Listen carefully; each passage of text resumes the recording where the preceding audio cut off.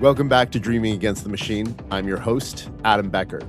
This week's guest is Ed Zitron, who I'm tempted to say needs no introduction. He is perhaps the most prominent critic of the AI industry. He is the host of the podcast Better Offline, where I've been a guest a couple of times. He is a very outspoken guy and a bit of a curmudgeon. And so on this week's episode, I ask him, because this is Dreaming Against the Machine and not Better Offline, I ask him what he would like to see from the AI industry and from the tech industry, rather than just criticize it. Not that criticism is a bad thing. I engage in it all the time. But we're trying to think about what a good future might look like. And Ed's answer was pretty interesting. And I think you're going to enjoy this conversation. Let's get to it. Ed, welcome to Dreaming Against the Machine. Hello. Good to have you here. Good to be here. I was about to say good to have you here, but I guess it is. Yeah, sure. It is good. Yeah, no, it's good. It's good to have the... We love Adam. Yeah. Jesus. Hit him with the Trump impression, but 5 seconds in. Oh, God. That's how we're gonna do here. I'll have it again before the end of the time as well. I'll hit the Musk one. Yeah, it's gonna set the tone for the show. Is that your cat? Yes, my cat that randomly will sleep for most of the day, but also sometimes join for an entire video, which is more fun than it looks, but also far more annoying than it looks too. Okay, hold on. Before we jump into it, then we got to know, like, what's your cat's name? What's your cat's deal? His name's Howl. Howl. Like Howl's Moving Castle. Yes, good. Fantastic. And he is a big white and ginger ragdoll, and he is he's big, beautiful, and annoying, just like Daddy. Oh, he's now trying to drink my Diet Coke, just like me. Incredible.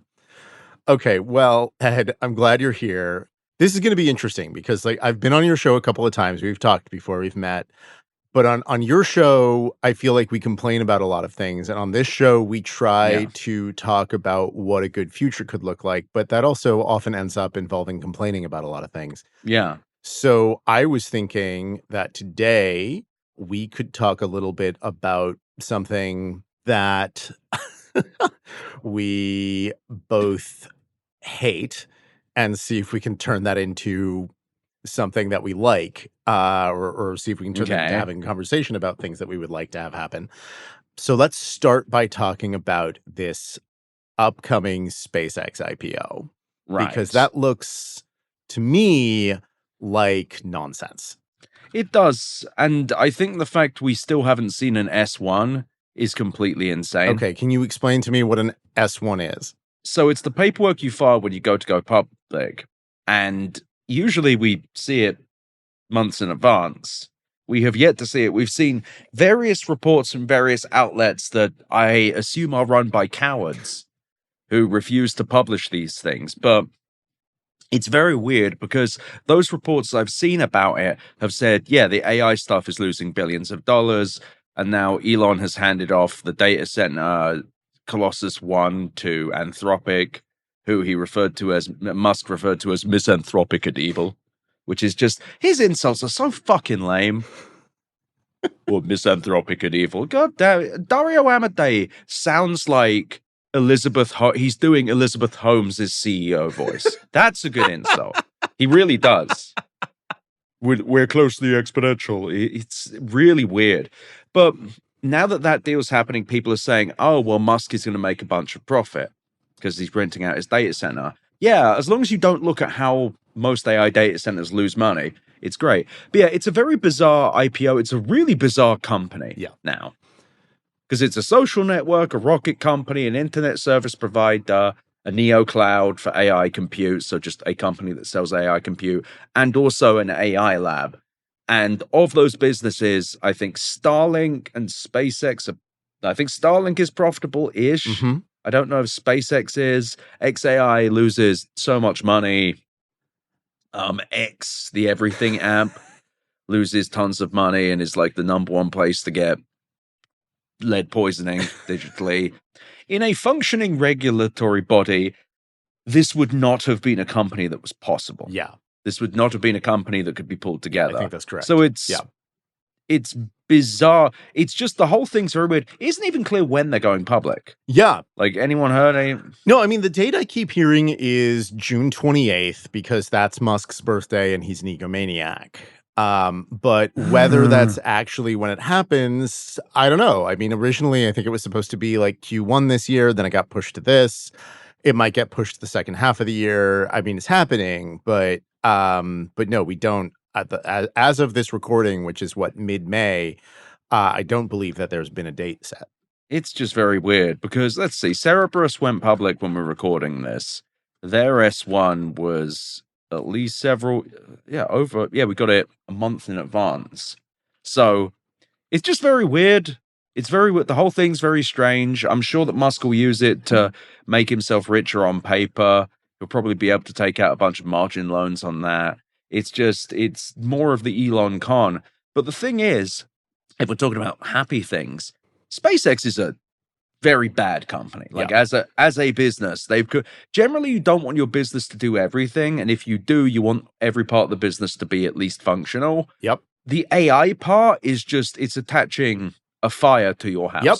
It is very strange. You know, I saw this breakdown from, I think it was Reuters, trying to figure out what the valuation, like what the proper valuation of this company would be.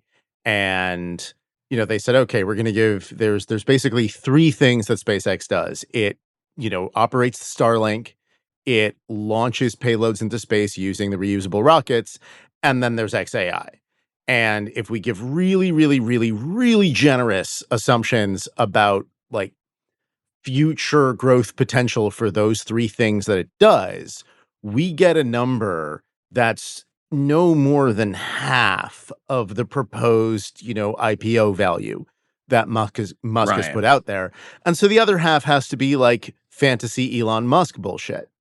And then the other reporting on this, and this is just absolutely wild to me, is that the compensation package that's part of these, you know, pre-IPO documents that's been proposed for Musk says that, you know, he doesn't get any additional shares of the company unless they put 1 million people on Mars, which is insane. Honestly, that rocks. I kind of love that.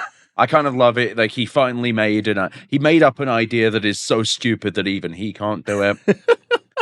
Like, I thought it was going to be that if SpaceX makes $1 million, he gets $1 trillion. I thought it was going to be something far more. No, it's like, it's this, and the only other condition is if they put, what was it? I think 100 terawatts of data centers into space.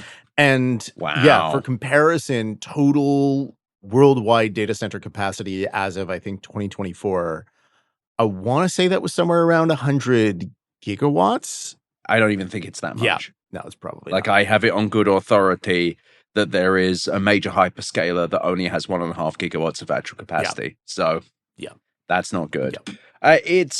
I think I want him to try and put data centers in space just because it will be such a funny waste of money. I don't want him to do it because I don't want him putting even more junk in space. He's not going to do it. No, but I don't even want him to. Well, I guess it depends on where he fails, right? Because you're right. He's not going to do it. The question is, where does he fail? As long as the failure doesn't lead to more debris in orbit, I suppose I'm fine with him trying because it'd be very funny. That's pretty much for certain. I'm afraid. I know. That's the problem because there's already so many satellites up there, and it's a problem. Like this is the better future that I want is one where Musk just no longer has permits to put unlimited numbers of satellites into space. It's completely ridiculous. That the future I want is where you can't randomly smush your companies together and you can't do circular financing. That's like post AI bubble. I'm actually probably going to push on a political level for the end of round tripping, the end of circular finance. I think like SpaceX bought $500 million worth of Cybertrucks. That shouldn't wait. SpaceX bought let's see. SpaceX Cybertruck. I thought they bought 500 million of them. Seriously? Maybe I'm wrong on the number. Let me look this up. No, I'm not. But they bought nearly 20% of Cybertrucks. I mean, that's a lot of money. Sorry, it's 1,279 Cybertrucks, likely exceeding 100 million in value. My bad, not half a billion. But still. But that's still a lot of money. Oh, God. That should be illegal. No more of that. Or there should be, if you buy above a certain amount, you have to pay a certain, like an insane 50, 75% tax. Yep. Something that makes it so that if you can find a way where this is necessary, fine, but you'll pay through the nose for it. Like it has to be something that defies any kind of, like you would have to have a really good reason and really be dedicated to it, which Musk is dedicated to nothing. He's a twat. Yeah. I think is the technical term. Yeah, I think that's right. I think that's what they call him in finance. It's just really bizarre because I don't know. I thought we had financial regulation. Yeah. I thought that existed. And it's never applied to him, and you wonder if it could ever stop. And I think it could, just because Musk's empire has been built on debt and built on this kind of abstraction of debt from his stock. He's able to do these margin loans and everything's fine.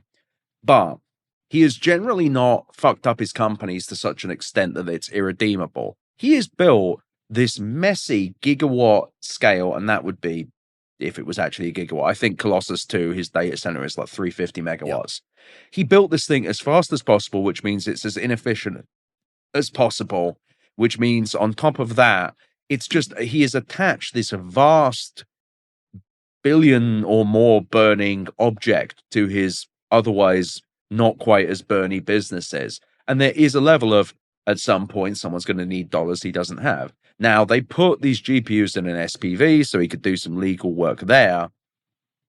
But it's still to a point where this materially threatens SpaceX. This materially threatens Tesla.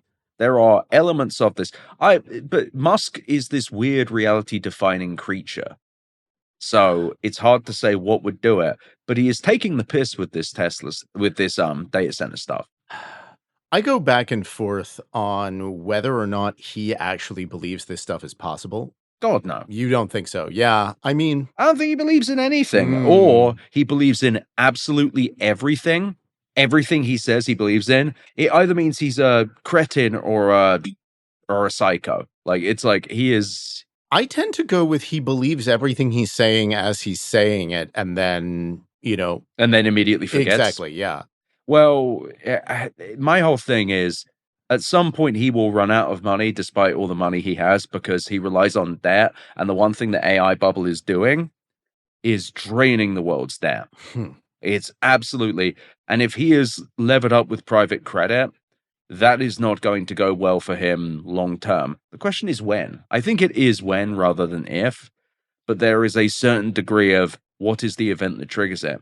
I think it's these data centers. I think they cost too much money. I hope he's buying more GPUs. I really hope so, because those things are going to be worth fucking nothing in a few years. Okay, so normally we do this at the end of the episode, but this is a little bit too perfect of a segue for me not to do it.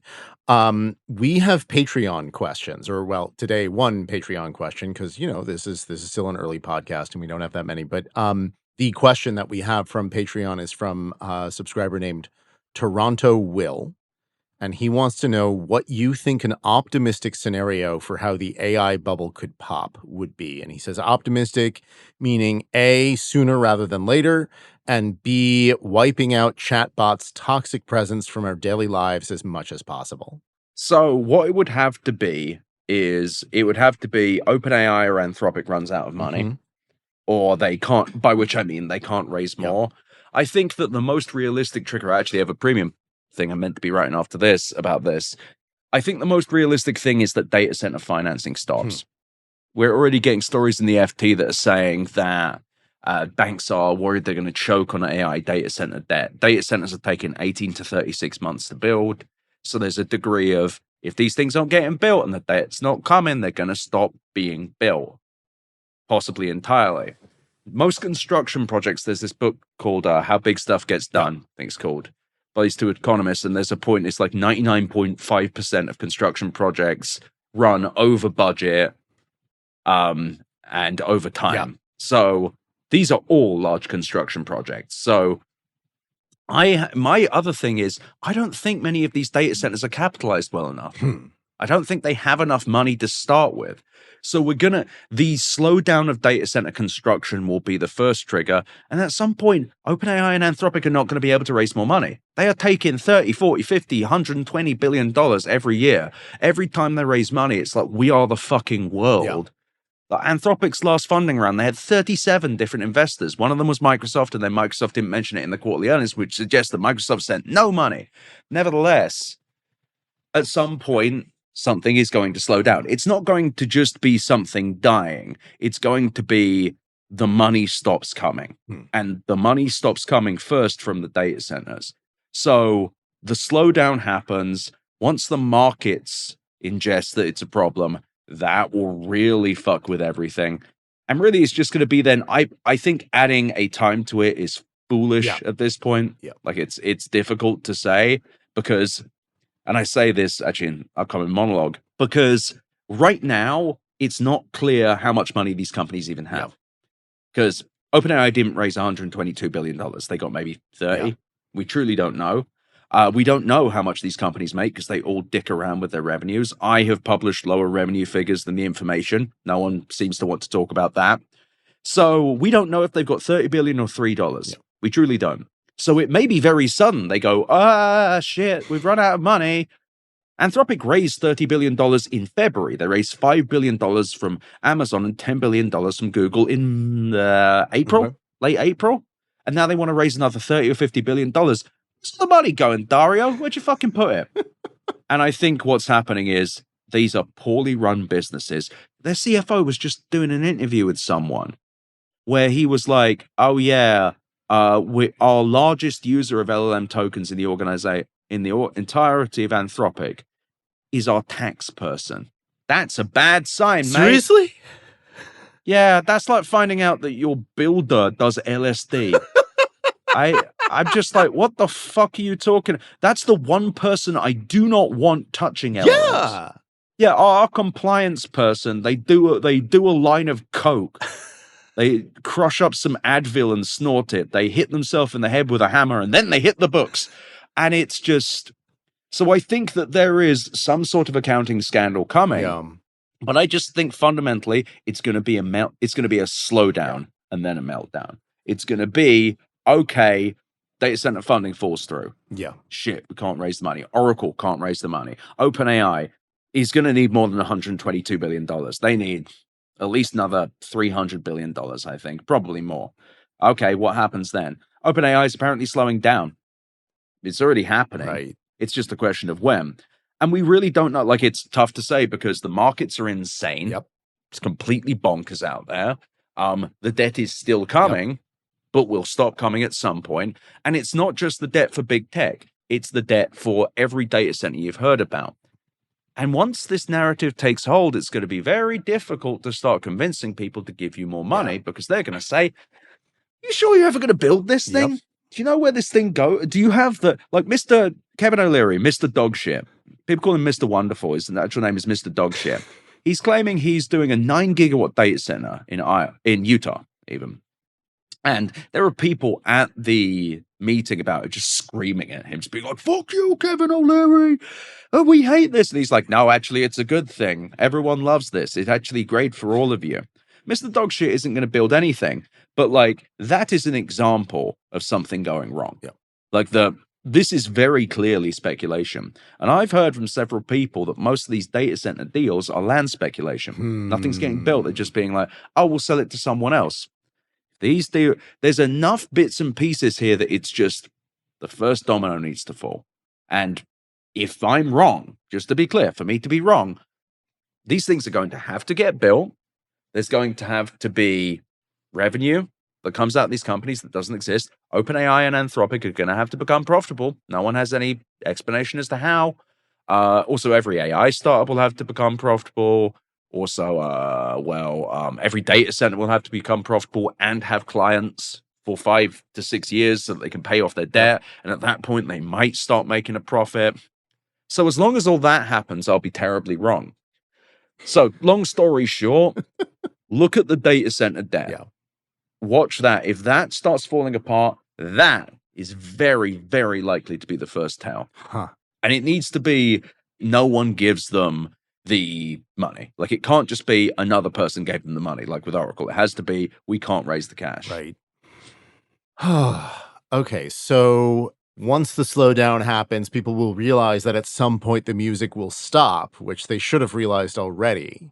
And then once that happens, then the bubble pops. But the thing is, the bubble is not going to be one pop. It's going to be probably several years worth of events trickling and trickling and trickling and trickling. It's going to be, we're going to have months, if not years, of endless data center collapses. It's really, it's going to be quite horrible. Yeah. And quite funny. Well, yes. But quite horrible. But yeah, it's also going to be horrible. I mean, this is one of the things that really gets me. Like, I've been working on an afterword for the paperback of More Everything Forever, which is going to be out at the end of the year. Available wherever fine books are sold. And one of the things I say in there is, like, you know, this is a bubble, and it would be good if the bubble pops sooner rather than later, because that's, you know, generally the thing with bubbles. It's always painful, and it's better for it to happen sooner. I mean, at this point, though, even if it, I don't know, if it popped tomorrow, the damage would be huge. Yeah, and I mean, the longer it takes, the worse it gets. Exactly. The more times that NVIDIA beats and raises, the bigger that pile of potential financial problems grows, because NVIDIA is clearly pre-selling millions of GPUs just sitting in warehouses. That is going to be an SEC investigation one day. Also, the more time that goes on, the more CapEx that gets put into it, the more the construction industry gets inflated, the more that the chips industry gets inflated, because none of this is going to end with the AI industry they want. I know that because try and ask them what they think it is. Try and ask any of them. What are you thinking? What is it that you think? Where does this stop? When do we stop building data centers? And if their answer is, we never stop, it's like, okay, well, limited amount of Earth. And if they say, what about orbital data centers? You gas them. Yeah. You hit them with a cudgel. You I mean, throw them in there. You put them in a dumpster because they are no longer sensible. But yeah, the sooner the better, the wetter here, because if we let this continue, more speculative data centers are going to get put into play, and a bunch of private credit money is going to flow into this. And that money is coming from pensions and insurance funds. And then people are going to lose their shirts. Yeah. Okay, but say that this happens, you know, sooner rather than later. What do we want to be doing after this bubble pops? Okay, we want SEC investigations. We want, you know, an aggressive law enforcement response like the kind that we didn't really see in 2008.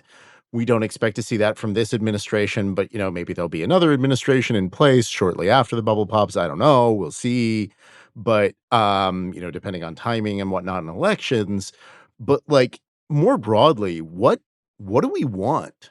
Like, what do you, Ed, think would be a good future to come out of the bubble popping? So I think it starts with, I think we need SEC style regulation of private companies. I know people are going to say, it's anti-business. Look at what we've done so far. Yeah. I think that if you are a company that's private, that discloses your revenue to the media, you actually have to prove it with tax returns or significant financial documents. And if you misrepresent it, you should be subject to the same punishments that a public company would be if they misrepresented their revenue. That's a real easy way to stop this. I also think that venture capital will get fundamentally destroyed in its current form, which is a great thing. I was about to say, that's really good. Yeah. Because VC, the thing I want VC to do again is to stop funding late stage.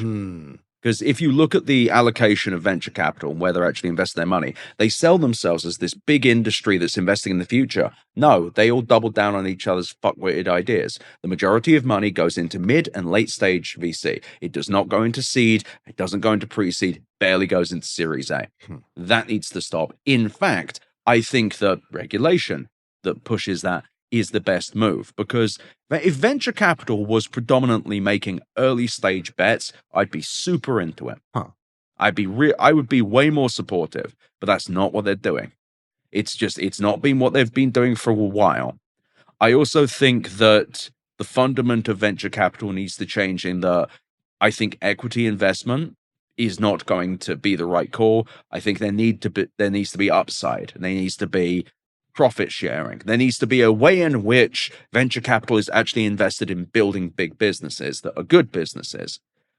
I also think that perhaps there's a second stream for what they call it deep tech. I call it fucking science. But there need to be incentives to investing in actual scientific endeavors again. Yeah. Venture capital, it's one thing where I'd actually be pro-government tax subsidies, what have you. There would have to be massive controls around this. Yes. But investing in actual scientific things, actually, like in Moderna, for example, companies like Moderna, early stage, and so on.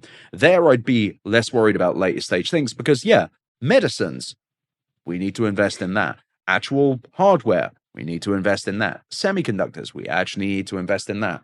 Some fuckwits recursive learning startup world models. I fucking hate Fei Li, right? Yep. I'm going to say something controversial. Fei Li clearly done a lot for machine learning. Yep. Grifter now. Huh. She goes and does the thing where she goes out and goes, yeah, worlds, generating worlds on a computer. Ooh, if we could simulate that, wouldn't that be great? Invest in world labs, please. Invest. Nothing seems to come out from her. She has done incredible things within the world. She was ImageNet or Alternate. I forget which one. Yeah, no, she definitely did something. I don't remember the details. Like she's done I'm not discounting what she's done, but right now she keeps popping up talking about world models like Jan LeCun. And it's like, wow, you're in an entirely theoretical. You were sucking up venture capital that could go into something that even kind of exists. And I realize people will argue, oh, well, then nothing will get invested in. Would that be such a bad thing if everything wasn't fucking speculative? I genuinely think, though, venture capital needs to be stopped or stop investing in anything past the Series C stage, or at least have allocations where you cannot invest more than X% of a fund in that. Like, it has to be on a legal level. Because if you think of it like this, I don't like that the tech industry is predominant, like innovation is funded by venture capital. I think it's a bad incentive structure. But I think that if it's going to exist, it needs to exist in such a way that actually benefits early stage. Like, because that is why we tolerate these people. We tolerate them because they're allegedly funding the future. They're not. Well, but Ed, if we change the way that venture capital is regulated and structured, then Mark Andreessen might have to introspect, and we can't have that. All he does every day, Mark Andreessen, every morning he loses 6 hours because he walks to the bathroom. He looks in the mirror and he goes, who the fuck is that? They have my same clothes. They're mimicking everything I'm doing. And he's talking to Claude. And he's going, Claude, who is this man who in my bathroom? He looks exactly the same as me. Why is he copying everything I do? Mark Andreessen fails the mirror test. That's what he was admitting. Who is this mysterious identical man to me? Every time I go in the bathroom, he's there mocking me. But that's the thing, like Andreessen Horowitz, also, something's got to be done about Y Combinator. They're in a weird fucking place because they are only early stage, but you look at the shit coming out of YC and it's like it's ChatGPT generated. It's just like the same company 11 times. And I don't know, YC should be smaller, but I quite like it. There was a problem where when I first came to the Valley several years into YC was too exclusive, but now YC is like a convention of people all making SaaS startups. I don't know. It's just, I don't think venture capital is providing the value it claims it is. I think venture capital as a business model is falling apart. But as far as the world I want to see all VC going into early stage. That's all there should be. I really don't think, perhaps there is you can't invest in the same company more than twice. Just real shit. Like, unless there is like this company will die situation, but you're probably not investing in that one. That's not how venture rolls. Right. And I think that this would help change how Silicon Valley works. I think it would fundamentally improve the startup ecosystem because it would be fundamentally less about mates rates and doubling down on friends things. It would be about, actually, I don't know, crazy idea. Going out and talking to early stage founders and investing on them based on what their ideas are. I don't know. That's just an idea I had from the beginning of Silicon Valley. That's one thing that needs to change. I think you have more faith in venture capitalists' ability to critically examine startup founders' ideas than I do. Well, I agree. I'm saying that when you make it so the incentive structure rewards doing that, they will be forced to. Huh. I'm not saying that they're going to do so. Hmm. I'm saying that if you force them to, if you make it so that this is the only way they can do this, they will either be really bad at it or they will learn to get good at it. The reason that they keep doubling down and tripling down is because they don't know how businesses work, because they are not incentivized to.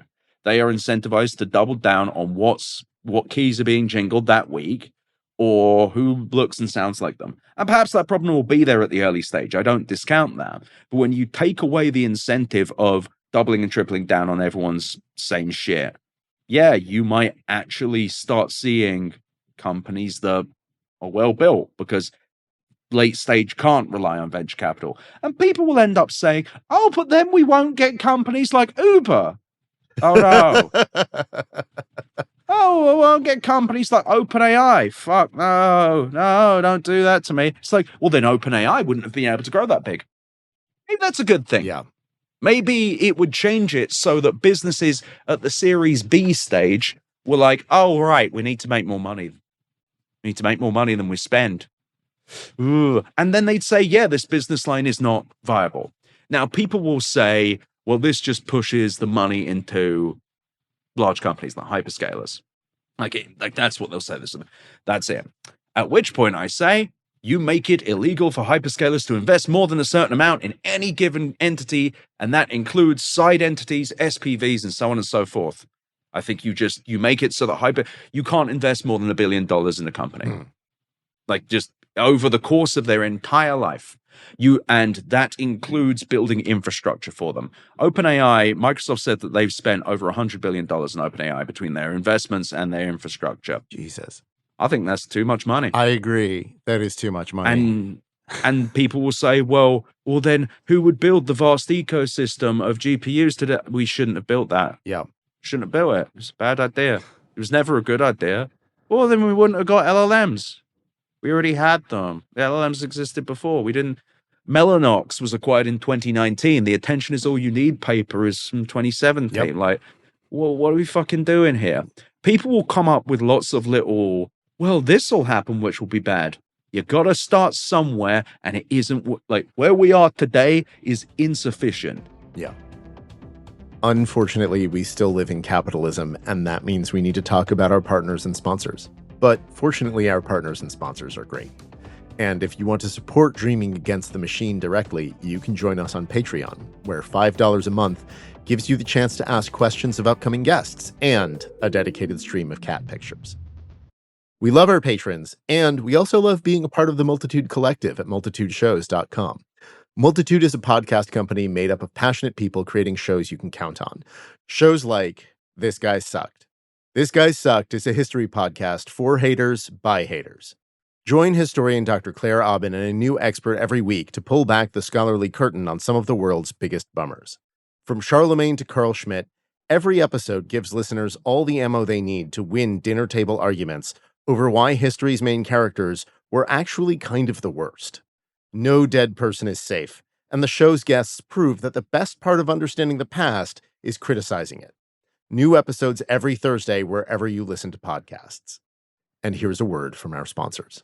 One of this week's sponsors is Shaker and Spoon, a monthly cocktail and mocktail subscription. Full disclosure, they sent me a free box this month, and I'm excited to try it on a night off soon. Each box includes 3 original recipes from award-winning bartenders, with enough ingredients to make 4 of each of those drinks for at least 12 drinks in total. And each box includes everything you need to make the drink except for the alcohol, and they're built around 1 spirit per box, so you really just need 1 bottle of something that you probably already have on hand if you drink. And if you don't drink, every box includes 0 proof options for every recipe, and some of the drinks are designed to be completely spirit-free from the start. The boxes come with recipe cards that include guidance on mixing techniques and glossary of terms that teach you how to shake, stir, build, and garnish these unusual cocktails with eclectic ingredients. And they also include everything else that you need to try out these drinks, like custom syrups, bitters, extracts, garnishes, and aromatics, And so you can try the drinks without going off and buying full bottles of niche ingredients that you'll never use again. It's a great idea for date nights or hosting a party or bringing a gift to someone else's party. And you can always skip or swap boxes or even just buy individual kits or ingredients without subscribing. So you can try this stuff out at their website, shakerandspoon.com. Use code DATM for 10% off your purchase. There's a cultural problem in the VC world as well. And maybe it's coming out of these incentives. Maybe that's right. I went to this conference maybe about a year ago, where the details are not important, and I don't want to name and shame people. And I also don't even remember the name of this particular VC who was talking about this, but it was a group of VCs up on a stage talking about this industry that they'd invested in. That was it was like a part of the energy industry that I thought was bullshit, and I was writing an article about it. Actually, this I can say. It's an article that I ended up writing for Fortune magazine about nuclear fusion startups, which are 3 words that do not belong together. Yeah. No, Woo! There should not be. Helion, baby. Yeah, it's not a thing. But, well, I mean, it is a thing. It's just, there's no good business case for it as far as I can tell. And to my shock and delight, Fortune was very willing to have me write about that for them, which is great. And so I was doing research for this thing, and I was at this conference, and I saw some VCs up on stage talking about, the investments that they had made in the nuclear fusion sector, and and one of them, there was this striking moment. It was almost like, well, I'll tell you what he said, and then I'll tell you what my reaction to it was. He said, yeah, there's this joke that I like to tell, that you should never listen to a venture capitalist when they talk to you about any company that they invested in, because they're just going to try to, convince you to invest in it, whether or not it's a good idea. Mm-hmm. And I was like, wow, it's almost like I watched this guy's conscience, long atrophied, suppressed conscience, temporarily actually jailbreak and escape out of his mouth into the world for a moment and then get reeled back in. It's the Garfield meme. Yeah. Wait. With Garfield on the TV station where he's like, I wonder who that's about. And it's a picture of Garfield with a big red X. Yeah, exactly. Yeah. I just in what sense was that a joke, dude?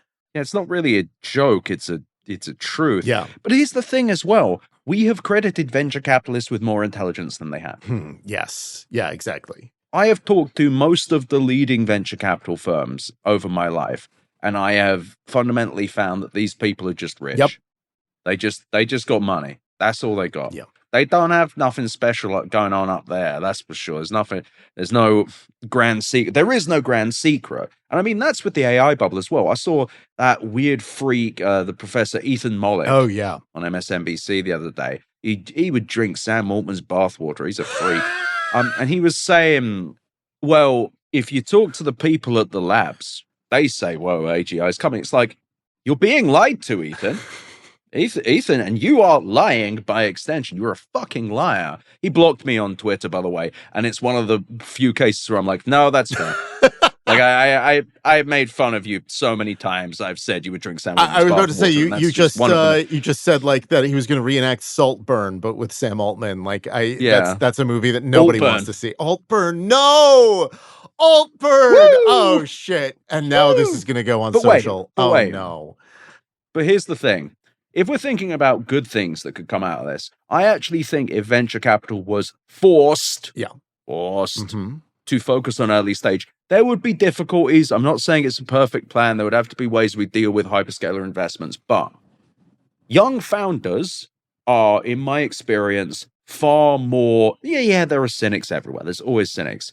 But if all of the money was going to the earliest stage people, it would at the very least incentivize people to build more new things rather than iterations of old things, which is what we've got right now. Because everyone, they invest in a company, they hope it gets to Series C, it gets big and fat, then they hope it gets acquired, or it hits a certain amount of ARR, so at some point it will be sold. Except that stopped happening in 2018 for barely any IPOs. If we started and there are going to still be a lot of failures. Yeah. That's fine. That's what happens with venture capital. That's meant to be the risk. Yeah. That's meant to be the risk. The risk is meant to be you take a risk on someone. It's a venture. So if you stop, and also I think that there should be timers on venture capital investment. I think that they should not be able to hold a fund for more than 2 years. I think that they should be forced to actually deploy capital, well, maybe even in a year. And they'll say, "Oh, but we want to wait for the right things." No, you should be actively incentivized to invest in early stage. It will be a lot of spray and pray. It'll happen, but it's better than what we have today. It's fucking better. I also think we should limit check sizes. I think that there should be real hard limits. But the big thing is, going back to what I said earlier, I also think private companies should be required to do revenue disclosures and cost disclosures. Yep. I think that we need far more transparency in this. They're getting too much money and they're being too big a prick about it. No, that I certainly agree with. I mean, I'll be perfectly honest. A lot of the specific things that you're mentioning are things that I just don't know enough about, but they all sound pretty reasonable to me as someone who, is not well versed in finance, but certainly greater transparency for private companies. I mean, that just seems like a no-brainer. Transparency and regulatory demands of honesty, because Anthropic and OpenAI are both misleading people about their revenues. Like they're both doing it. And it's certainly true, going back to something that you said a minute ago, that these venture capitalists are not particularly smart guys. They're just rich. I mean, this is going to be one of the running themes on this show, is dunking on Mark Andreessen. I mean, not only did he say that he doesn't introspect, but one of my favorite things that he said is that one of the jobs that AI will not be able to replace is venture capital. that he's a very special boy, and his job is one of the most intellectually demanding jobs. And it's like, I don't know, buddy. Based on hearing his intellect, I don't think that there is intellectual demands of him other than stop talking. Right, and also given that he doesn't introspect, well, you know what else doesn't introspect? It's an LLM. He's just walking down the street. He sees, he passes by a window. He starts barking. Yes. There's another guy in there. There's another venture capitalist. It's really sad as well, because I've met a few decent VCs. Sure. They're not making, they're wealthy, whatever. Like there should be better wealth distribution. There should be tax on this stuff. Like, I think that regular people deserve 100 times better quality of life. I think a utopia is one where everyone thrives. But there are venture capitalists who were like, yeah, I bet early on some companies that did well and I made money. And when you talk to them, they're like, yeah, I invested in them because I thought it was good business. And it turns out it was good business. And it sold to someone. I made some money. They made some money. It didn't make the torment nexus. It was great. But our system is built currently for grifters. Yeah. And my next big recommendation is, I think circular financing, and I mentioned it earlier, should be entirely illegal. NVIDIA has propped up Iron, Nebius, CoreWeave, and Lambda. They are both selling them GPUs, renting back the GPUs, and back in there and investing in the company as well. That should be illegal. I don't think it should be legal at all. I also don't think we should. I think we should cap. So this is going to sound complex, so it's pretty simple.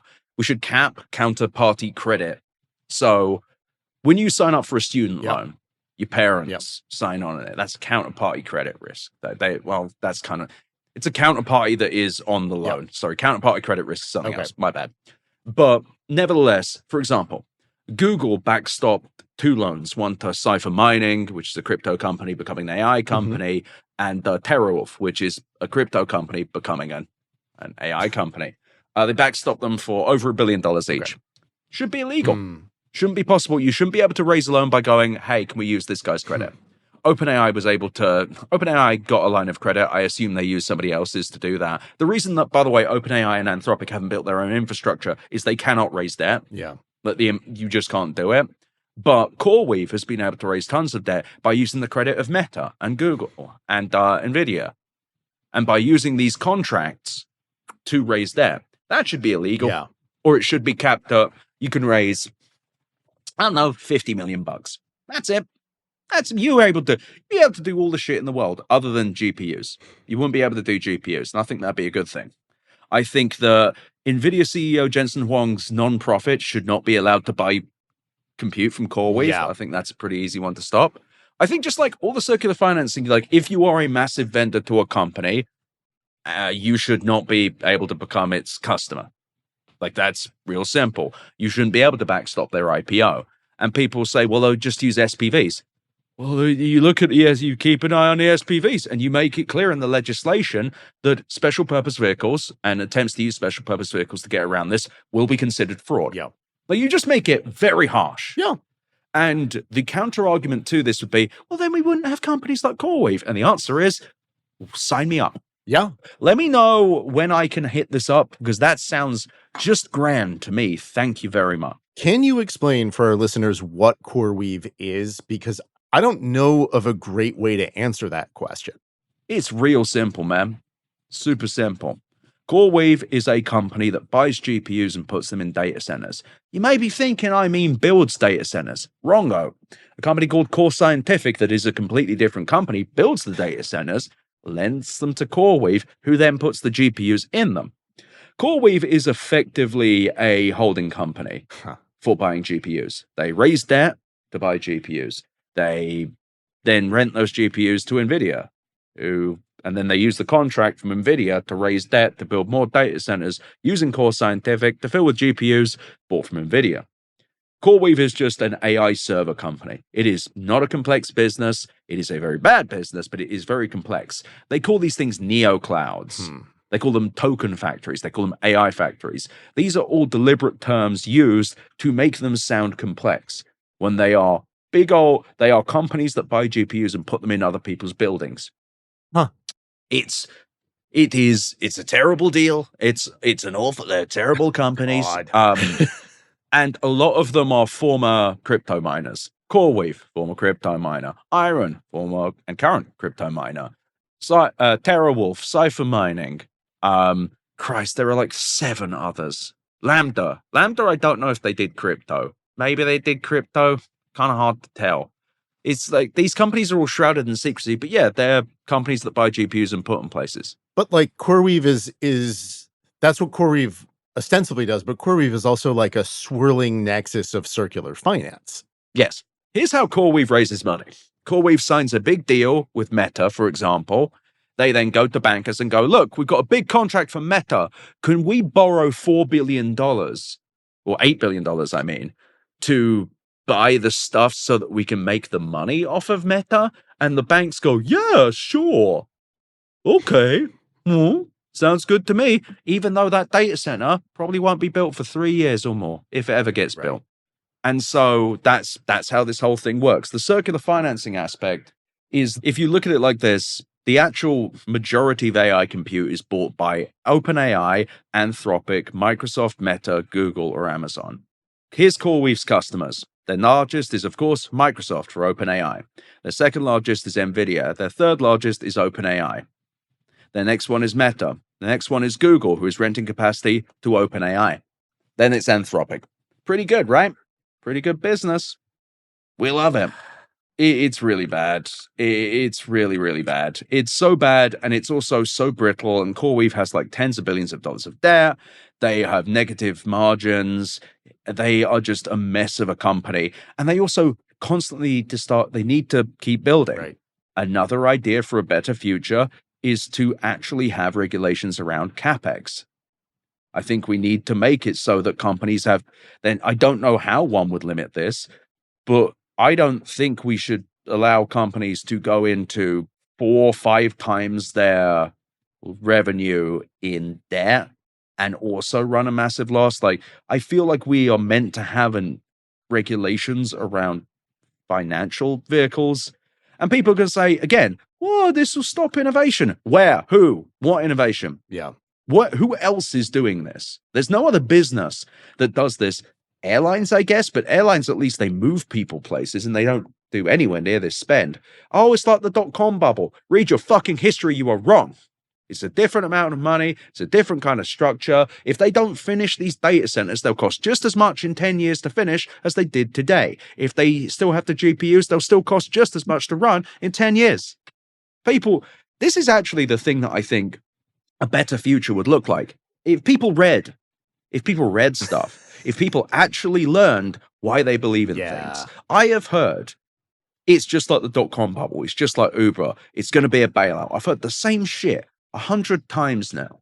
And I have published again and again direct proof that it's not like it. And people still say the same thing. It's also inherently insane that this entire era is justified by the past. I also think we need to vastly pull back how many retail investors can participate in the markets. I don't think regular people should be able to touch options. I don't think that anything good comes from that. They will say, oh, well, it'll keep people out of the financial system. Do you think an average person with the Robinhood app should be able to take out hundreds of thousands of dollars in options? I don't. I think it's a terrible idea. All of this would require us to actually regulate the tech industry and the financial industry. And that's not going to happen. Which we will not be doing. Yeah, we will not be doing until there is some very different administration in power in this country. So let's hope that happens soon. I hope so. Okay, I can't think of a better place to stop it than that. But Ed, thank you so much for your time. This was great. Thanks for having me. My pleasure. Thanks again to this week's guest, Ed Zitron. Next week, I'll be talking with Cory Doctorow about his new book, The Reverse Centaur's Guide to Life After AI. To submit questions for future guests and to suggest other guests, and to see more pictures of Babka, join the conversation on Patreon. You can also find us on YouTube, on Instagram at DATMpod, on the web and on Blue Sky at dreamingagainstthemachine.com, or just find us wherever you get your podcasts. Dreaming Against the Machine is a proud member of Multitude Productions. Our executive producer is Nick Carissimi. Our associate producer is Rosie Thomas. Our theme music is by Jared Emerson Johnson. Our show logo is by Nick James. And our fearless leader is Babka, the greatest cat in the observable universe. I'm Adam Becker, and I'll see you next week.